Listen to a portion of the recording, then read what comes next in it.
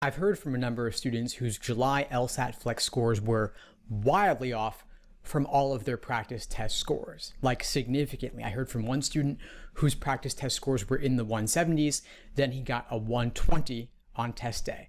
I heard from another who was scoring in the 160s and ended up with an LSAT Flex score for July in the 130s. Now, obviously, there is some variation, there are fluctuations, and students do occasionally experience a test day drop on the actual exam if they didn't properly simulate test day conditions or if they were suffering from nerves and anxiety or both.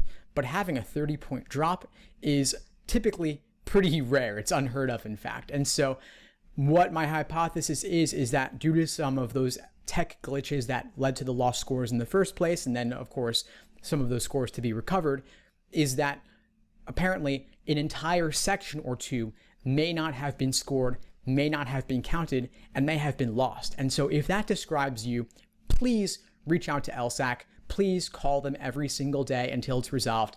Advocate for yourself. After all, you are looking to be an attorney. You are a future attorney. As long as you're polite and respectful, not yelling at the customer service rep on the other end of the phone, it is imperative that you reach out to them, because having a 120 or 130 on record is not going to do you any favors in the law school admission process. And in fact, if you retake the LSAT and score closer to your actual deserved score, especially if it's in the 160s or 170s, that alone could be a red flag for them suspecting you of potentially cheating. So do get this resolved sooner rather than later. And of course, LSAC, once again, I call on LSAC to come clean about exactly what happened with the July LSAT Flex, both with regard to the lost scores as well as the lost sections, leading students to do significantly worse on their actual school report than what they deserved. So please let us know exactly what happened and let us know what steps are being taken going forward to ensure that this will never happen again.